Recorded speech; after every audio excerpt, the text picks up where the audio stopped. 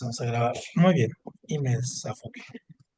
Muy bien, ¿se acuerdan que estábamos entonces en el siglo XIX perdón, siglo XVIII, al que le decimos el siglo de las luces? Entonces, el siglo de las luces es muy importante, el siglo XVIII, porque en este caso se dio este movimiento de la Ilustración.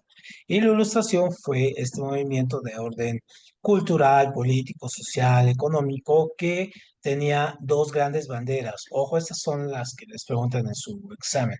Por un lado, ¿no? El uso de la razón contra todo el fanatismo religioso y el uso de la libertad económica o la libertad de creencia contra, por ejemplo, la cuestión de las monarquías o contra la misma iglesia, ¿no? Y acuérdense que ya teníamos con anterioridad las guerras de reforma, la guerra de reforma, que también había de alguna manera dividido el culto católico entre protestantes y católicos. Entonces, obviamente, este va. Bueno, pues de alguna manera, primero con Francia, que eran mayoritariamente católicos, aunque había un gran porcentaje de protestantes, entonces también iba contra los dos. Y vimos que como este movimiento, pues va a dar pie para que se genere la independencia de los Estados Unidos, la Revolución Francesa y la independencia de Hispanoamérica. Entonces, ahora sí vamos a ver un más cercano esto.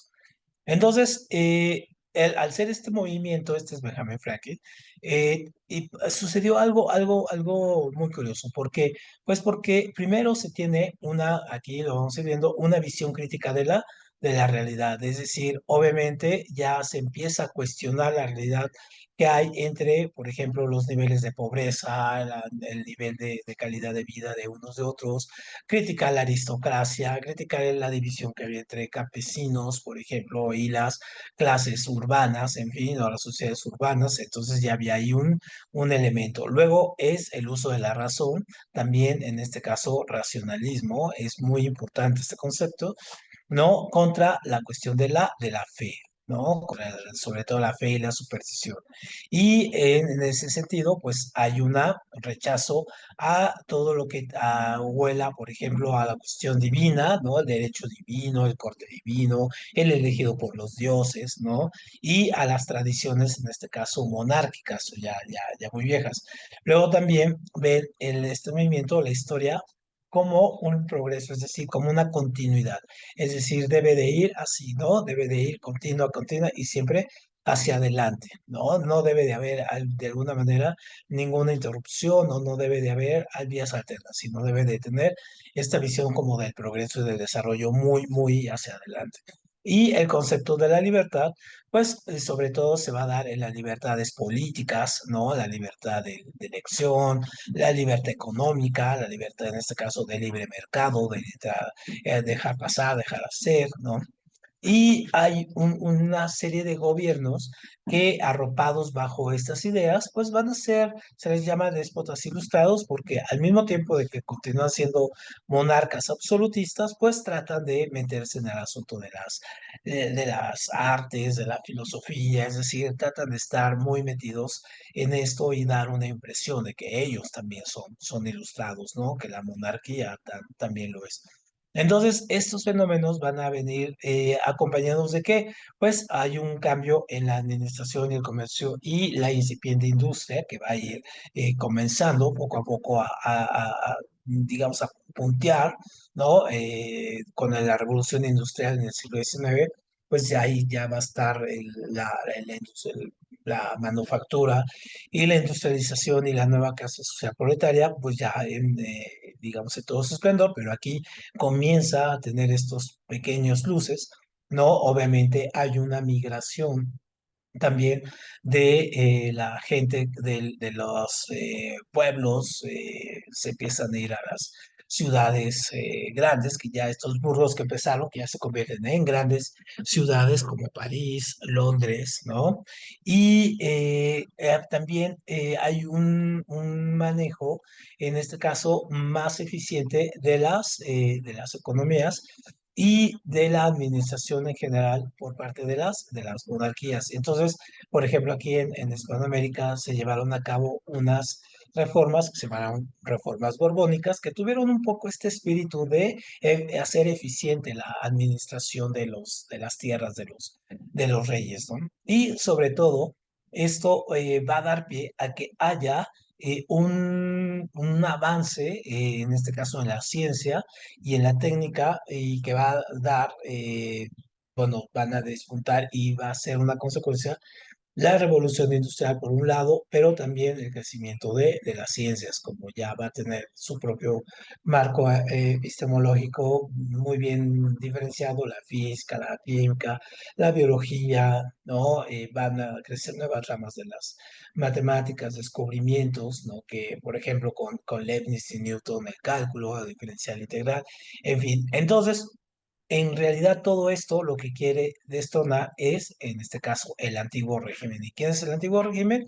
Pues todo esto que se basa en las monarquías y también en la religión, es decir, todo este estrato que ya venía en decadencia, ¿no? Es decir, que ya no era soportable. Entonces, el primer movimiento que se va a generar aquí, pues va a ser, en este caso, ya como tal, con la ilustración, vamos a tener a algunos, ¿ah? Y vamos a tener a pensadores que van a atraer sus ideas y esos son los más importantes porque todo esto va a ir quedando también por escrito. Entonces, por ejemplo, uno de los textos más importantes que se hacen en esta época va a ser la enciclopedia, ¿no? Si ustedes tienen, seguramente ya no tienen, pero antes estas enciclopedias que eran 20 libros, ¿no? Y que compaginaban, por ejemplo, todo el saber que se tiene en el mundo, por ejemplo, la enciclopedia británica, los diccionarios enciclopédicos, es decir, eran libros donde se iba, en este caso, poniendo, ¿no? Lo del mundo, lo que en la época pre-internet y todo ello, pues lo cualquiera que quería consultar algún dato así de saber cuál es la capital de tal país, o ver algún mapa, o saber qué animal vivía en tal lugar, pues recorría prácticamente a su enciclopedia, sus libros y todo ello. Ahora pues ya tenemos prácticamente lo que es el Internet, la Wikipedia, por ejemplo, o ahora más reciente el chat GTP, por ejemplo, y ya prácticamente nos hemos quitado de estos libros, que es muy triste porque era una forma de conocer muy interesante. Pero bueno, imagínense en esta época pues no había esto. Entonces, tener esos primeros tomos, pues fue muy relevante.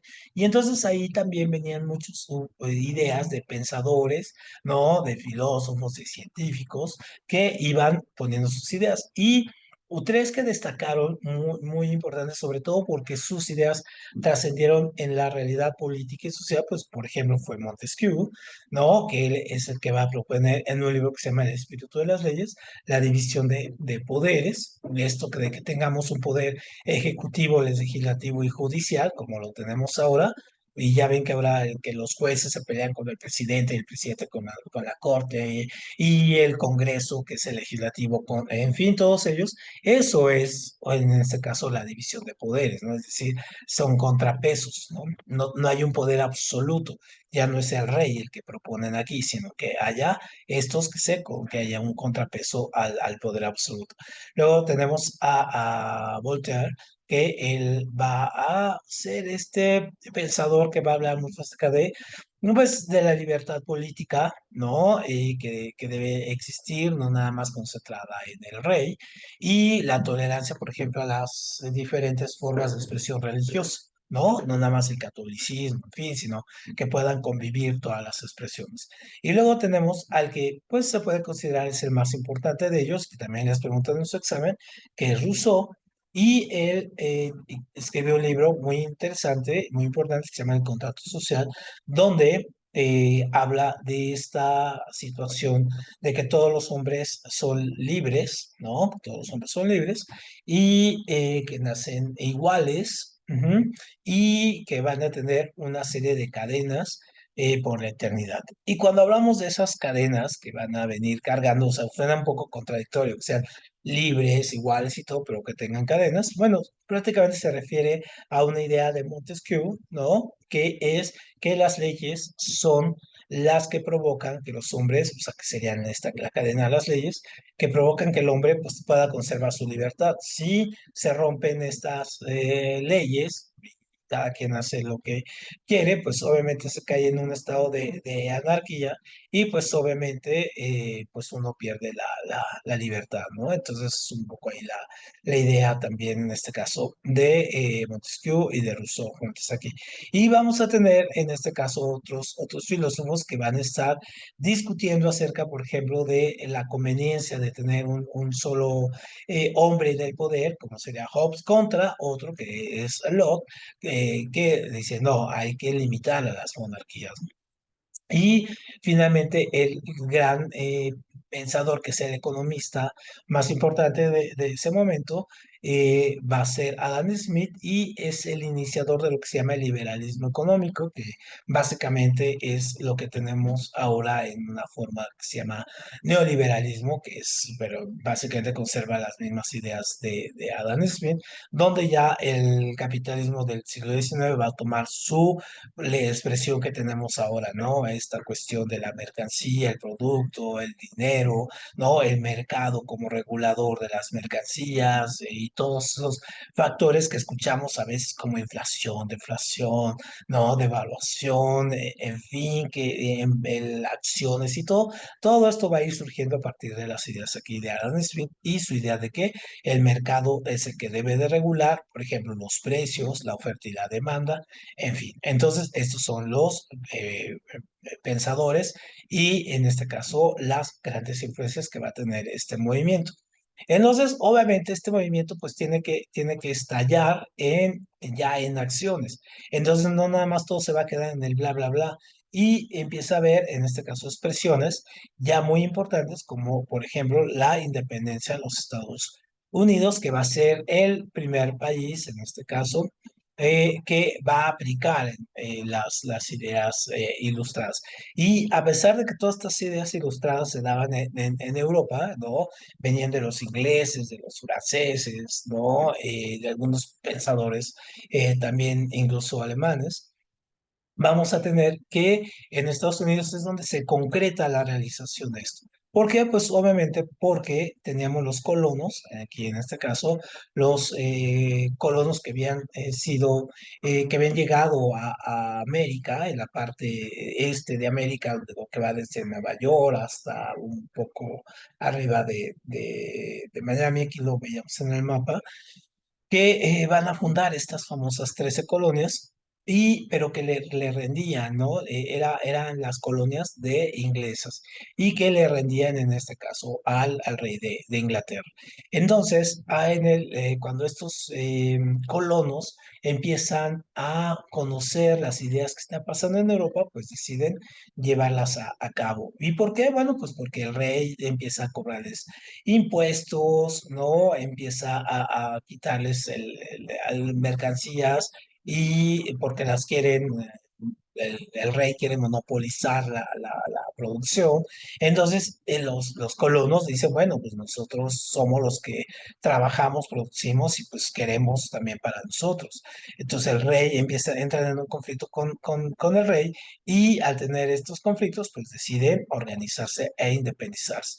Entonces, aquí no vamos a hablar en este caso de cuál es el desarrollo y todo ello porque es demasiado complejo, pero solamente vamos a hablar, por ejemplo, de qué influencia tuvo el movimiento de independencia. Algo que sí les preguntan en el examen es esto, ¿no? O sea, ¿cuál fue el primer movimiento que llevó a cabo las ideas de la Ilustración? Pues entonces es este, ¿no? La independencia de los Estados Unidos.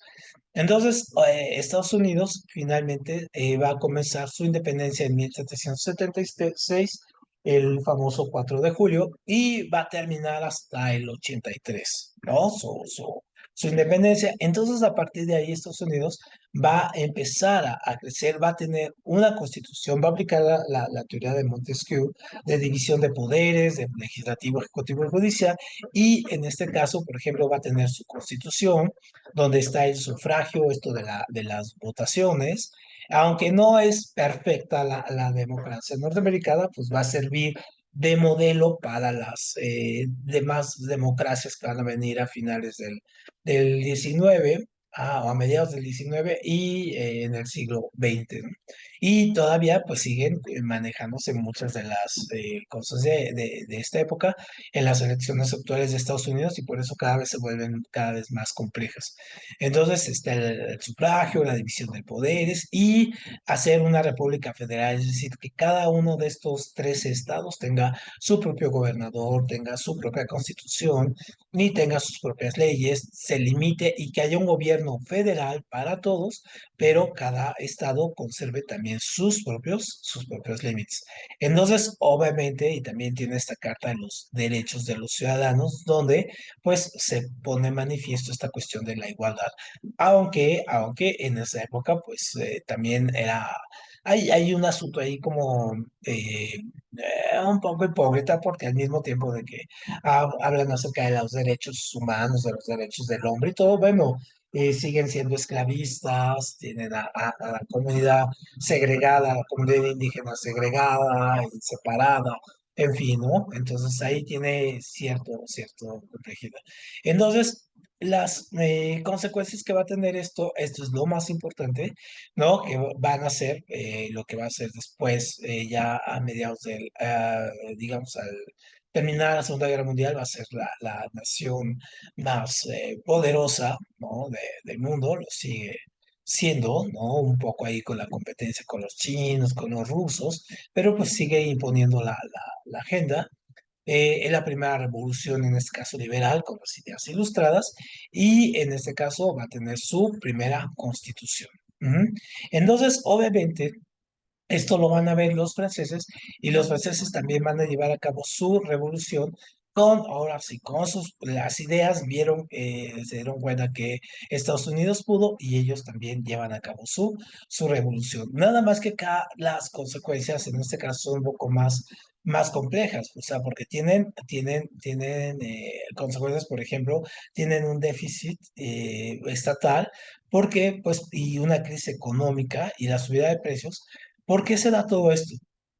Se da un tanto porque está Inglaterra aquí, está Francia acá y aquí está Estados Unidos, ¿no? Entonces, Inglaterra obviamente entra en conflicto con Estados Unidos. Los franceses, que son enemigos, en este caso, de los ingleses, deciden ellos apoyar a los colonos, esperando recibir una compensación en ello. Y sobre todo, pues para darle la torre a su archirrival, que son los ingleses. Terminada la guerra de independencia, en este caso de Estados Unidos, los franceses no reciben la compensación o lo que ellos pensaban que pudiera darle Estados Unidos como una forma de arreglo, decir, bueno, aquí ahí te va algo. No, nada. Entonces quedan prácticamente en bancarrota. Entonces tienen una serie de problemas con ello. Obviamente eso va a hacer que se vea más notorio que hay un gran, en este caso, una gran división social, ¿no? Están la pobreza y la riqueza y la opulencia se nota más, sobre todo con estas clases aristócratas, pero se acuerdan que esta clase, la clase burguesa, está creciendo y entonces obviamente ellos desean acceder al poder, ¿no? Acuérdense que la burguesía pues son desde los banqueros, los comerciantes, ¿no? Que están muy decididos a tomar el poder, de quitar a los reyes, quitar en este caso la influencia de la iglesia, y ellos prácticamente tomar el poder, ¿no? Y poner sus condiciones.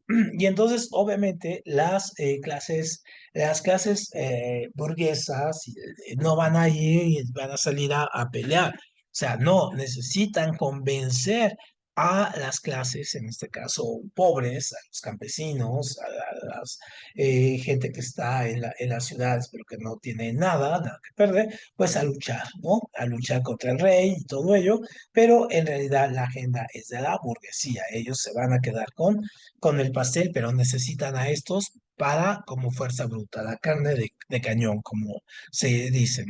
Entonces tienen como base las ideas ilustradas y ya vieron que todo lo que se comentaba acá, pues ha tenido un éxito pragmático, o sea, en la práctica ha funcionado y con el ejemplo de de la guerra de independencia en Estados Unidos.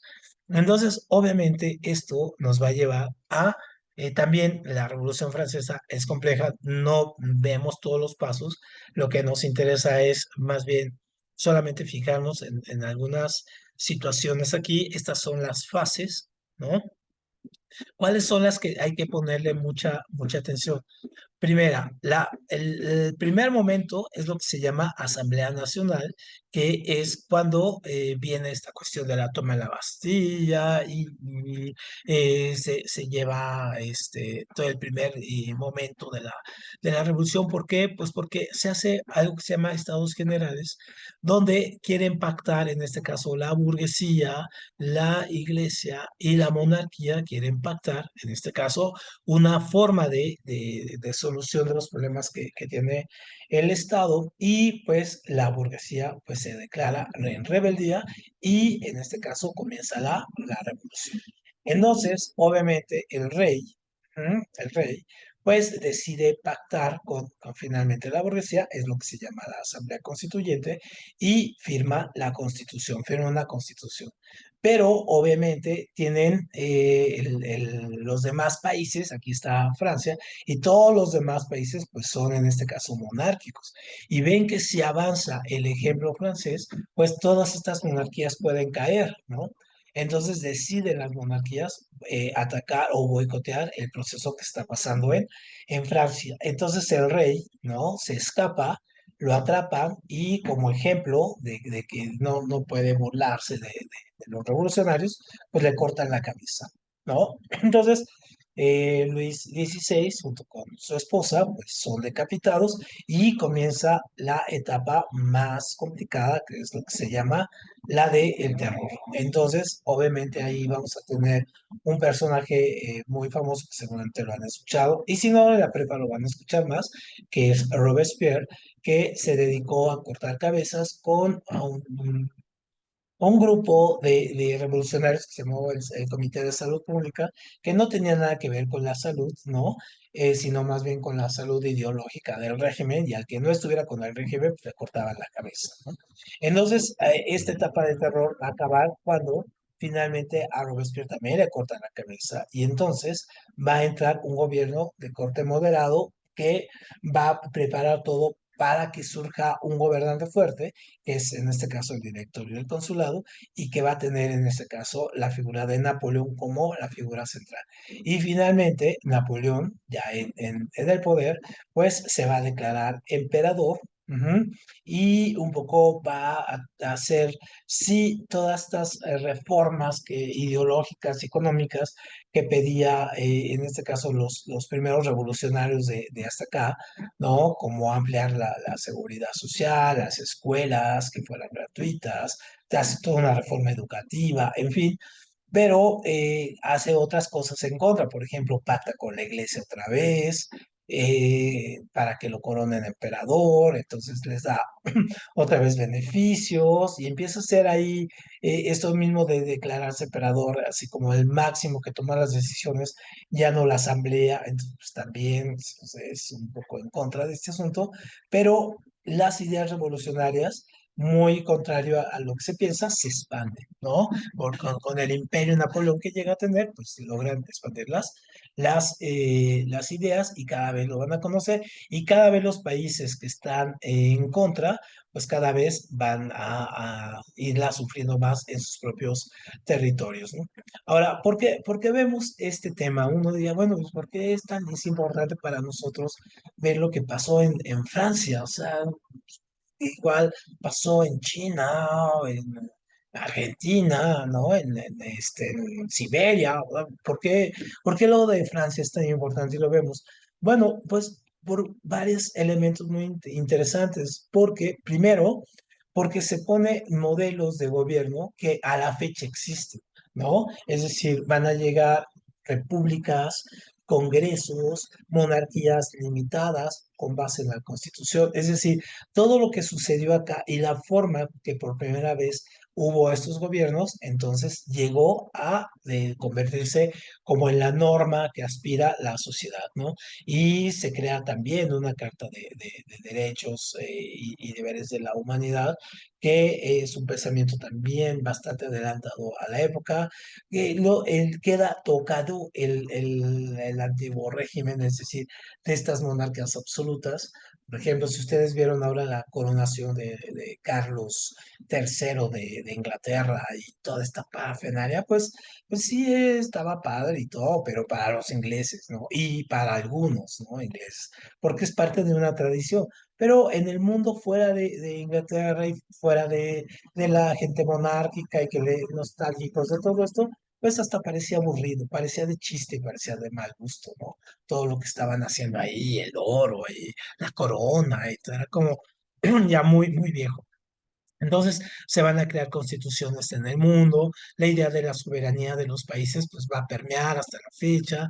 Las pocas monarquías que quedan en Europa, por ejemplo, son constitucionales, no son donde los reyes no son el mero mero, por ejemplo, si no hay primeros ministros o presidentes, ¿no?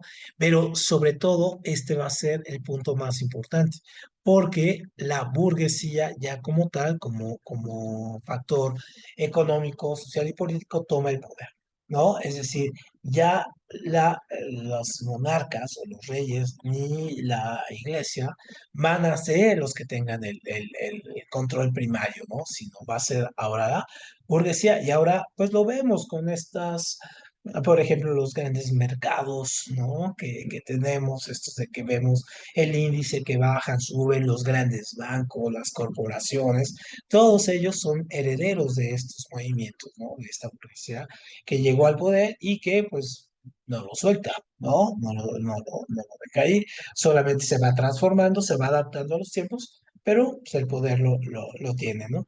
Y otra cosa por la que es muy importante es que, por ejemplo, si no hubiera sucedido esto en Francia, pues tal vez hubiera tardado más el proceso de independencia aquí en México, porque muchas de las cosas que sucedieron aquí, sobre todo con Napoleón, ajá, van a tener repercusiones aquí en México, como por ejemplo, Napoleón toma España, impone a su hermano Pepe Botella y en ese momento en Hispanoamérica, sobre todo aquí en la Nueva España, piensan que ese rey no es legítimo y entonces decide hacerse el movimiento aquí en América Latina, ¿no? Entonces, si no hubiera pasado esto, no sé, la historia pues obviamente tendría que ser muy diferente o tal vez se hubiera retrasado después, pero bueno, también estaban las condiciones internas para que estallaran estos movimientos en todas las partes de lo que era la Hispanoamérica, ¿no?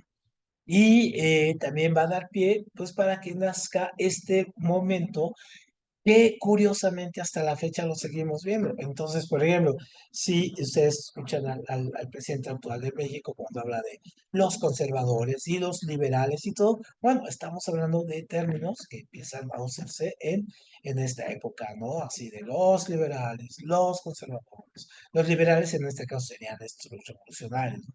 Los conservadores son los del viejo régimen, ¿no? Los de las monarquías, ¿no? Entonces, obviamente empieza a hablarse de esto y va a ser una guerra que va a estar hasta la fecha.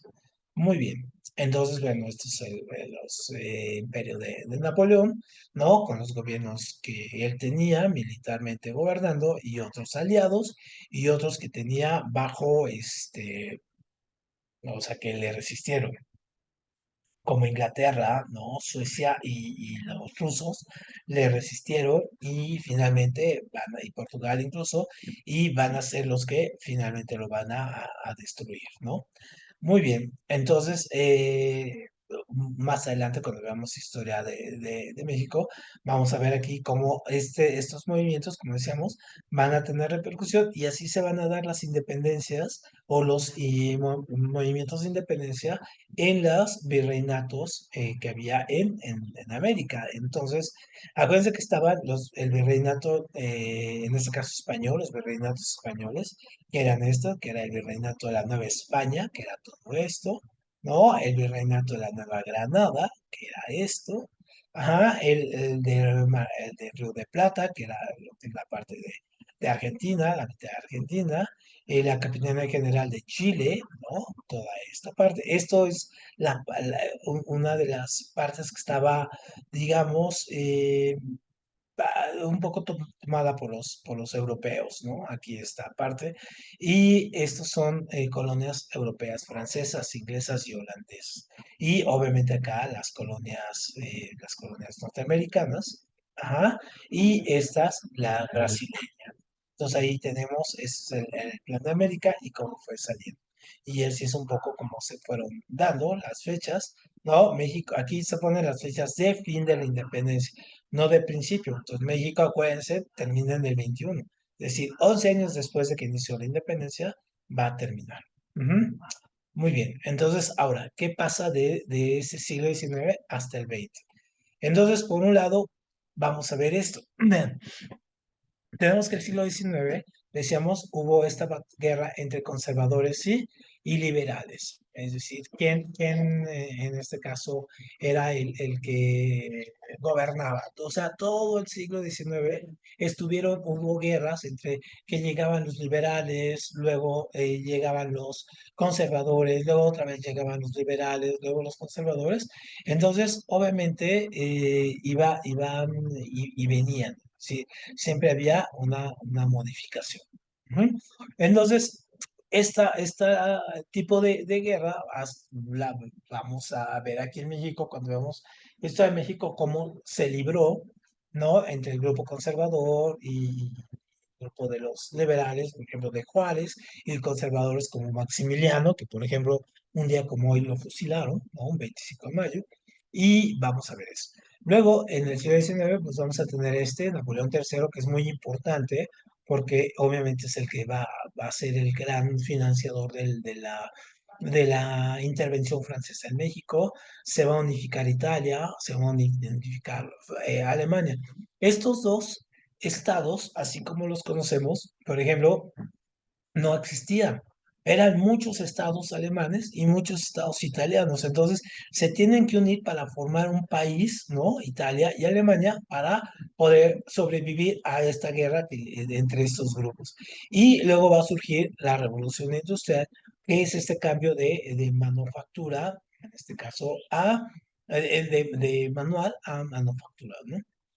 Y vamos a tener en este caso movimientos que van a ser contra la revolución industrial, y finalmente va a surgir un movimiento que hasta la fecha existe, que se llama, aunque tiene otros nombres o tiene otra forma de decirse, pero sigue existiendo, que es esto: el imperialismo, por otro lado, el colonialismo y el nacionalismo.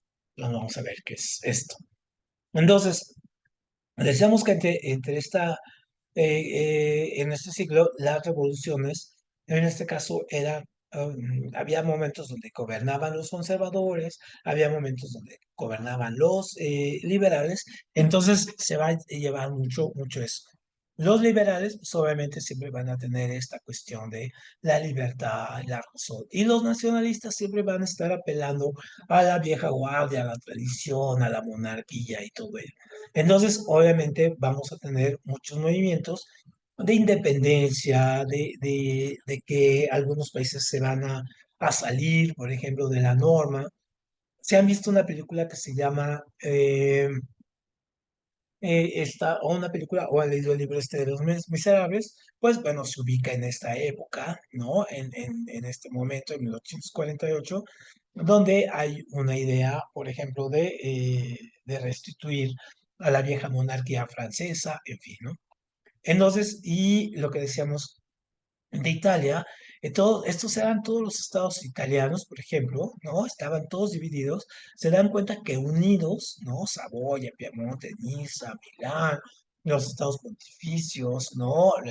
Venecia, acá, todo es la Sicilia, la Cerdeña. Si se unen todos los estados, pues obviamente logran hacer un país fuerte, ¿no? Y con una monarquía constituyente, es decir, una monarquía que firma la Constitución, y en este caso se vuelve el más fuerte. Entonces nace, por ejemplo, Italia, la Italia que conocemos ahora, ¿no? Nace en esta época. También Alemania, imagínense, todo esto era en Alemania, eran un montón de estados, ¿no? Que estaban todos ahí con condes y con pequeños reyesuelos.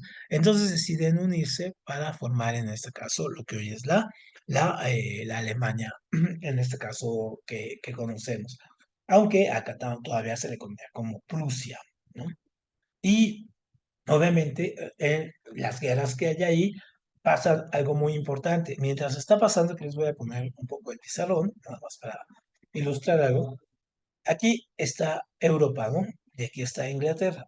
Entonces, en este caso, toda Europa, la Europa del continente, está en conflicto, está peleando entre ellos, ¿no? Todos ellos están peleando.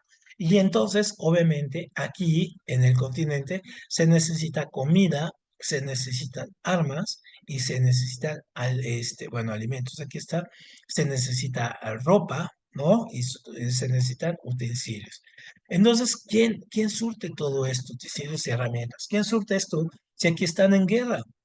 Entonces, obviamente Inglaterra, por tener el mar aquí, tiene en el mar, pues obviamente tiene una gran fuerza naval que le hace que, en este caso, los países que estén aquí, pues no la puedan conquistar. Ni siquiera Hitler la pudo conquistar, mucho menos Napoleón. Entonces, va a venir algo muy importante, va a darse de que finalmente Inglaterra se va a volver el gran productor de estos y les va a dar comida, armas, ropa, utensilios y herramientas. Y entonces estos necesitan acelerar el proceso de producción, o sea, ya no puedes estar produciendo una silla o mucho menos un fusil, o sea, una pistola, ¿no? De manera manual en un taller. Necesitas máquinas, ¿no? Y entonces, ¿por qué? Porque la máquina acelera la producción. Ya un artesano hace una silla en 4 días, ¿no? Porque le pone detalle, una máquina la hace en media hora. Ujú. Entonces, por ejemplo, la ganancia que hay, en este caso, en tiempo, en ganancia económica y todo, pues es muchísima. Entonces, por eso en Inglaterra, aquí nace la revolución industrial, que es este paso de, así se los ponen en su examen, muy importante, este paso de la producción artesanal, una producción, en este caso del taller, a una en máquinas y obviamente ya no hay una cuestión de cuidado de la producción, sino más bien del volumen de la producción, ¿no? Entonces, por un lado, vamos a tener esta cuestión, pues obviamente se deben de contratar empleados y van a ser una clase diferente, ya no van a ser los aprendices o los maestros en el taller, ya ahora van a ser los proletarios, ¿verdad? O proletariados, que son los trabajadores de las fábricas, ¿no? O sea, está la jerarquía, está el patrón, ¿no? Está o sea, el dueño y están en este caso los lugartenientes, que son como los jefes, lo que hoy serían los directores y administradores, jefe de área y todo ese asunto, y luego en este caso están los trabajadores, que son los proletarios. Entonces vamos a tener esta cuestión donde para llenar estas fábricas la gente llega de los campos, llega y las ciudades crecen y al mismo tiempo de que crecen, pues hay un aumento de necesidades y también aumenta la producción. Y entonces también obviamente debe de haber una transformación en la manera de manejar la economía, de manejar la tecnología con las máquinas y sobre todo el comportamiento social de las masas, que va a cambiar, o sea, no es lo mismo estar haciendo tu silla, ¿no? En un taller, tranquilo, así, no a tener un horario de trabajo de 10 12 horas, aquí en este caso trabajan hasta 18 horas al día, ¿no? Y ganaban muy poco, en fin. Entonces, eso es lo que se conoce como la revolución industrial. Y ya para acabar hoy, tenemos esto, por ejemplo, la revolución industrial, pues obviamente ha traído otras revoluciones, adherentes a ello. O sea, sí tenemos la revolución tecnológica.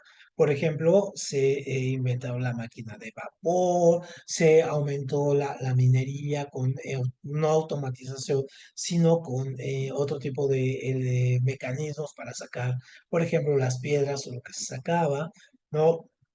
Hay una forma, una máquina para, en este caso, procesar las telas, los telares, ¿no? Los hilados, en fin. Entonces hay todo un proceso de la tecnología, pero también hay una revolución agraria. ¿Por qué? Porque llega más gente y se tienen que inventar máquinas para que, por ejemplo, no se, el levantamiento de la cosecha pues sea en este caso más eficiente, más rápido, haya más dinero, más flujo de capitales. También en los transportes, los barcos, los trenes van a comenzar a tener más relevancia para transportar todas las mercancías y una revolución demográfica en el sentido que va a haber más gente y obviamente al haber más gente pues debe de haber todo un proceso de cómo manejar incluso, por ejemplo, los desechos humanos, ¿no? Los cementerios, los alimentos, la basura, ¿no? Los edificios, las casas. Entonces debe de haber toda una revolución de otro tipo, ¿no? Y entonces, obviamente, vamos a tener aquí cómo va a desaparecer, en este caso, la producción artesanal y va a aumentar, en este caso, la industria, ¿no? Y obviamente se van a generar, por ejemplo, algo muy importante es la división del trabajo, el trabajo intelectual, el trabajo manual y ahí va a ser, hasta la fecha tenemos esta cuestión, ¿no? Y entonces ahí en todo el siglo XIX va a dar pie a que esta revolución cree este sistema económico como ya lo conocemos ahora, aunque que era muchísimo más salvaje, pues que es el capitalismo, ¿no? Que es, su prioridad es el capital. Y ojo, cuando hablamos de capital no estamos hablando de dinero, estamos hablando de todos los insumos que se requieren en este caso para hacer un producto. Entonces, por ejemplo, si yo quiero hacer una Coca-Cola, no nada más necesito dinero, necesito una mano de obra, o sea, un obrero, necesito materia prima, es decir, el vidrio, el azúcar, en fin, todo eso es capital. ¿M? O necesito una fábrica, necesito transporte, todo eso es capital. O sea, el capital no es dinero, es una parte del capital, pero no pues. Y entonces, obviamente aquí vamos a tener el inicio del capitalismo ya como tal. Y para acabar hoy y comenzar mañana, el próximo lunes, veríamos Primera y Segunda Guerra Mundial. Para acabar hoy es esta cuestión, ¿no? La revolución industrial, pues hemos tenido varias, ¿no? En la primera revolución fue esta, el barco de vapor, ¿no? La locomotora, es decir, esta, ya de vapor, pues, antes eran, en este caso, se transportaban pues en caballos, en carretas, ahí es más rápido, ¿no? Las máquinas hiladoras, pero luego la segunda revolución industrial, en este caso, se va a utilizar ya otras fuentes de energía, como la energía nuclear o el petróleo, ¿no?